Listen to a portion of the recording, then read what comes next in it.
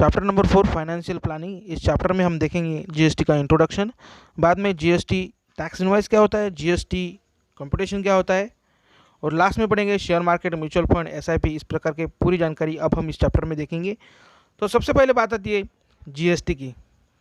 What is GST, इस प्रकार का क्वेश्चन हमारे दिमाग में आता है। जीएसटी एक टैक्स है, उसका मतलब गुड एंड सर्विस टैक्स होता है। सो व्हाट इज टैक्स, इस प्रकार का क्वेश्चन हमारे दिमाग में आता है। टैक्स ये एक चार्ज है जो हमारे गवर्नमेंट के ज़रिए हमारे से वसूला जाता है। हमारे देश में कई प्रकार की सेवाएं चलती है, उन सेवा को चलाने के लिए गवर्नमेंट हमारे से टैक्स वसूल करता है। आपकी जो भी सालाना इनकम होंगी उसमें से कुछ ना कुछ परसेंटेज हमें गवर्नमेंट को देना पड़ता है, या फिर आप जो भी वस्तु खरीदते हैं उस वस्तु पर गवर्नमेंट हमारे से टैक्स वसूल करता है, उसी को हम टैक्स कहते हैं। हमारे इंडिया में जीएसटी के पहले कई प्रकार के टैक्सेस थे, जैसे डायरेक्ट टैक्स और इनडायरेक्ट टैक्स। डायरेक्ट टैक्स जो हम खुद होकर गवर्नमेंट को पे करते हैं, और इनडायरेक्ट टैक्स जो हम बाय इनडायरेक्टली गवर्नमेंट को पे करते हैं। जैसा डायरेक्ट टैक्स का एग्जांपल है income tax, corporate tax, wealth tax, जो हम खुद होकर गवर्नमेंट को पे करते हैं। इनकम टैक्स जैसा आईटीआर, कारपोरेट टैक्स जैसा म्यूनसिपल पार्टी को हम टैक्स देते हैं, ये हो गए डायरेक्ट टैक्स। सेकंड पार्ट जो है हमारा इनडायरेक्ट टैक्स, उसमें आता है VAT, service tax, excise duty, entertainment tax, custom duty. VAT value added tax जो हमें स्टेट गवर्नमेंट को पे करना पड़ता है। जब हम वस्तु को खरीदते हैं, बेचते हैं, उस वक्त हमें वैट लगता है, तो उसे हम स्टेट गवर्नमेंट को पे करते हैं। बाद में सर्विस टैक्स, अगर आप किसी भी सर्विस को प्रोवाइड करते हैं तो उस वक्त आपको सर्विस टैक्स देना पड़ता है। लास्ट में है एक्साइज ड्यूटी, जब आप किसी वस्तु का प्रोडक्शन करते हो और बेचते हैं तो उस वक्त आपको एक्साइज ड्यूटी देना पड़ता है। इंटरटेनमेंट टैक्स, जैसा आप सिनेमा घर में जाने के बाद आपको सिनेमा घर का टिकट खरीदने पर आपको टैक्स देना पड़ता है, उसी को हम इंटरटेनमेंट टैक्स कह सकते हैं। बाद में आता है कस्टम ड्यूटी, अगर आप इंडिया से बाहर की वस्तु खरीदते हैं तब आपको उस वस्तु पर टैक्स देना पड़ता है, उसी टैक्स को हम कहते हैं कस्टम ड्यूटी। तो ये तो हुए डायरेक्ट टैक्स और इनडायरेक्ट टैक्स। नेक्स्ट पार्ट आता है 1 जुलाई 2017 को जीएसटी का जन्म हुआ। उस दिन से डायरेक्ट टैक्स और इनडायरेक्ट टैक्स दोनों भी टैक्सेस जीएसटी के अंदर चले गए। सो उस दिन से वन नेशन वन टैक्स का फंडा हुआ, दैट इज जीएसटी। इसलिए हम कहते हैं जीएसटी को one nation one tax. GST is a one nation one tax. अब जीएसटी आने की वजह से जो टैक्सेस थे, जैसे कि एक्साइज ड्यूटी, जब प्रोडक्शन कंपनी किसी प्रोडक्ट को बनाती है और बेचती है उस वक्त उसे जो टैक्स पे करना पड़ता था उसी को हम एक्साइज ड्यूटी कहते हैं। जब आप किसी सेवा का लाभ उठाते हैं उस वक्त आप जो टैक्स पे करते थे उसी को हम सर्विस टैक्स कहते हैं। बाद में आता है कस्टम ड्यूटी, जब आप भारत के अलावा अन्य कई देशों से आप जब सामान खरीदते हैं उस वक्त आप उस खरीदारी पर जो टैक्स पे करते थे उसी को हम कहते हैं कस्टम ड्यूटी। बाद में आता है सेंट्रल चार्जेस एंड सेज, जिसका मीनिंग ये हुआ टैक्स के ऊपर टैक्स पे करना। जैसा आपकी सालाना इनकम 10 लाख रुपया है, उस वक्त आपको 10% अगर टैक्स गवर्नमेंट को पे करना पड़ता है, उस वक्त उस 10% के ऊपर और भी आपको कुछ टैक्स पे करना पड़ता है, उसको हम कहते हैं सेंट्रल चार्जेस एंड सेज। बाद में आता है वैल्यू एडेड टैक्स, जो हमें स्टेट गवर्नमेंट को पे करना पड़ता है। जब आप किसी वस्तु को एक ही राज्य में बनाकर उसी राज्य में बेचते हैं तो उसी पर आपको जो टैक्स पे करना पड़ता था उसी को हम कहते थे वैल्यू एडेड टैक्स।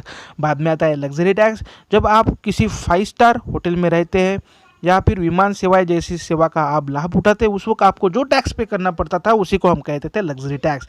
बाद में आता है एंटरटेनमेंट टैक्स, सिनेमा घर में जाकर आप जो सिनेमा देखते हैं उस पर आपको जो टैक्स पे करना पड़ता था उसी को हम एंटरटेनमेंट टैक्स कहते हैं। जब आप रोड पर सवारी करते हैं और टोल नाके पर टोल पे करते हैं उसको हम कहते हैं ऑक्ट्राय। जब हम वस्तु को बनाकर एक राज्य से दूसरे राज्य में बेचते थे उस वक्त हमें जो टैक्स पे करना पड़ता था उसको हम जीएसटी कहते हैं। बाद में सीवीडी और एसडी, ये भी टैक्स के प्रकार है जो हमें सेंट्रल गवर्नमेंट को पे करने पड़ते थे। अब हमें अलग चीज़ के लिए अलग टैक्स पे करने की कोई ज़रूरत नहीं, क्योंकि सभी चीज़ के लिए अब एक ही टैक्स है, दैट इज जीएसटी। इस वजह से हर एक चीज़ हमें हर स्टेट पर सेम रेट में अवेलेबल होंगी। टाइप ऑफ जीएसटी, जीएसटी के 3 प्रकार के होते हैं, सीजीएसटी, एचजीएसटी एंड आईजीएसटी। जब आप एक ही स्टेट में प्रोडक्ट को बनाकर बेचते हैं उस वक्त आपको 2 टैक्सेस पे करने पड़ते हैं, सीजीएसटी एंड एचजीएसटी। सीजीएसटी ये सेंट्रल गवर्नमेंट को पे करना पड़ता है और एचजीएसटी हमें स्टेट गवर्नमेंट को पे करना पड़ता है। मान लीजिए टोटल जीएसटी 18% है तो उसमें से 9% हमें state government that is SGST पे करता है और 9% हमें CGST पे करना पड़ता है। जब आप किसी वस्तु के एक राज्य में बनाकर दूसरे राज्य में बेचते हैं तो उस वस्तु की खरीदारी पर या बेचने पर हमें जो टैक्स पे करना पड़ता है उसी को हम कहते हैं IGST, और वो टैक्स हमें सेंट्रल गवर्नमेंट को पे करना पड़ता है। जब हम GST पे करते हैं तो उस GST पे करने के लिए हमें जो नंबर मिलता है उसको हम GSTN नंबर कहते हैं। जो व्यक्ति बिजनेस करता है और उसका सालाना टर्नओवर 20 लाख से ज़्यादा होता है, उस व्यक्ति को GSTN नंबर मिलता है और उसे GSTN नंबर निकालना अनिवार्य होता है। यहाँ पर देखिए आपके सामने GSTN नंबर का फॉर्मेट है। उस फॉर्मेट में देखिए 15 डिजिट दिख रहे हैं जो 27 से लेकर स्टार्ट होकर लास्ट में Z5 उसमें दिखाई दे रहे हैं। तो बीच में जो 10 डिजिट दिख रहे हैं आपको, वो 10 डिजिट पैन नंबर इंडिकेट करते हैं, और स्टार्टिंग की जो 27 जो नंबर है वो इंडिकेट करता है स्टेट कोड। जैसा हमारा महाराष्ट्र है तो महाराष्ट्र का स्टेट कोड है 27। एच के बाद जो 1 है वो रिप्रेजेंट करता है कि रजिस्ट्रेशन, बाय डिफ़ॉल्ट 1 रजिस्ट्रेशन ऐसा वो हमें बताता है। बाद में Z जो है, Z रिप्रेजेंट करता है कि उसकी वैलिडिटी, जो GSTN नंबर है उसकी वैलिडिटी कितने दिन की है वो रिप्रेजेंट करता है। और 5 जो है वो भी 5 बाय डिफ़ॉल्ट नंबर ही है, ठीक है। इस प्रकार का number code format GSTN number का होता है। देखिए आपके सामने यहाँ पर tax invoice of good purchase दिख रहा है। जब आप किसी वस्तु को मॉल से खरीदते हैं तो मॉल वाला आपको बिल प्रोवाइड करता है, तो उस बिल में देखिए उस सप्लायर का नाम होता है, बाद में GSTN नंबर होता है और इनवॉइस नंबर यानी बिल आपको कितने नंबर का बिल दिया है वहाँ पर से रिप्रेजेंट होता है। बाद में डेट किस दिन को दिया है वो भी रिप्रेजेंट होता है। देखिए इस पूरे बिल में HSN कोड आपको दिख रहा है। HSN कोड क्या रिप्रेजेंट करता है? जो आपका प्रोडक्ट है उस प्रोडक्ट को रिप्रेजेंट करने के लिए जो नंबर फॉर्म में हम नंबर दिया जाता है, उस प्रोडक्ट को जो कोड दिया जाता है उसको हम HSN कोड कहते हैं। बाद में देखिए यहाँ पर नेम ऑफ प्रोडक्ट, समझो पेड़ा है तो पेड़ा क्या किलो है, उसका रेट 400 रुपये किलो है। आधा किलो हमने खरीदा है तो आधा किलो का रुपये कितना होता है, 200 रुपया। उस 200 रुपये के ऊपर हमें 2.5% CGST देना पड़ रहा है, जो हमें सेंट्रल गवर्नमेंट को देना पड़ रहा है, और 2.5% हमें जो SGST लग रहा है वो हमें स्टेट गवर्नमेंट को देना पड़ रहा है। तो देखिए टोटल मिला के उस GST को मिला के हमें कितने रुपए दुकानदार को देने पड़ रहे हैं, 210। इस प्रकार के अलग अलग प्रोडक्ट के लिए अलग अलग रेट है और उसका अलग अलग टोटल यहाँ पे बन रहा है। तो इस प्रकार का टोटल बन के हमारे पास दिखाई दे रहा है। तो ये हुआ टैक्स इनवॉइस। ये गुड का था, वस्तु का था, इसलिए यहाँ पर HSN कोड था।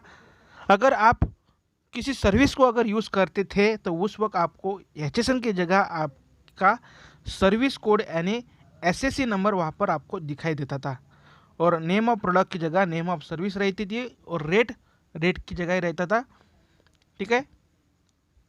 एग्जाम्पल देखते हैं इसका भी।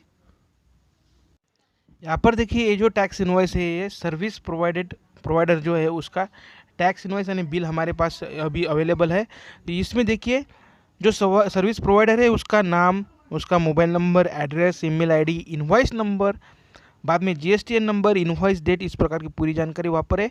और इसके पहले जो हमने गुड का जो देखा था टैक्स इनवॉइस, उसमें HSN कोड था। यहाँ पर देखिए SSC कोड है। SSC code represent the service code, जो आप सर्विस ले रहे हैं उस पर उसका कोड यहाँ पर रिप्रेजेंट किया है, ठीक है।